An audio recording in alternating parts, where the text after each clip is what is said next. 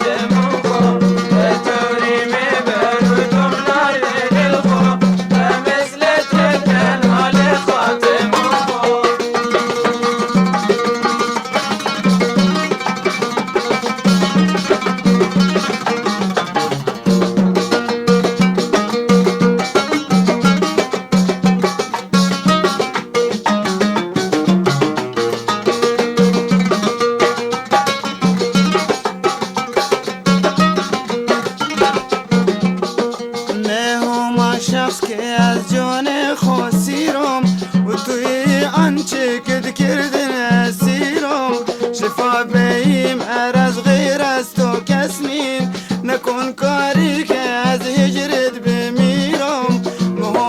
شخص کز جان خود سیرم و توی آنچه که کردن اسیرم شفا بی مرض غیر از تو کس نیم نکن کاری که از هجرت بمیرم طوری میبرو تو نرد دل خو مثل تلکن حال خاتمون خو طوری میبرو تو نرد دل خو مثل تلکن حال خاتمون خو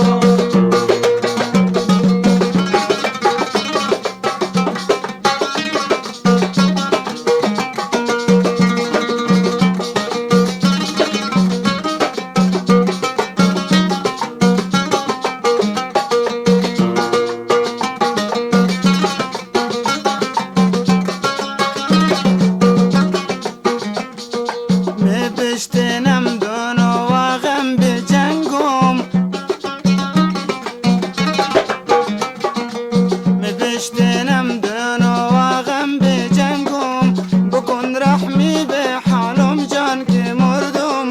بنه دست محبت خونه دستمه شفاهن بیت امام رنج دردم بشتنم دونو واغم به جنگم بکن رحمی به حالم جان که مردم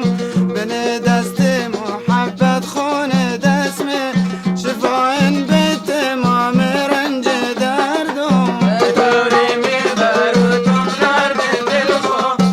مثل تلکن حال خاتمون خو طوری میبرو تو نرد دل خو مثل تلکن حال خاتمون خو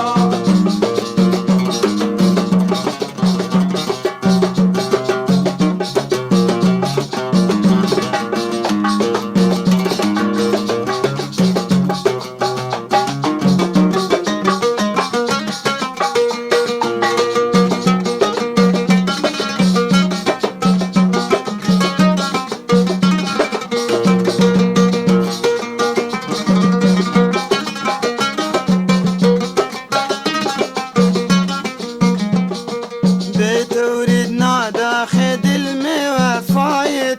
که تا زندم کس ناتیدتن بجایت اگه دنیا کف دستم بنستن که هر زد به خاک جای پایت بتورید ناداخل دل می وفایت تا زندم کسی ناتید بجایت اگه دنیا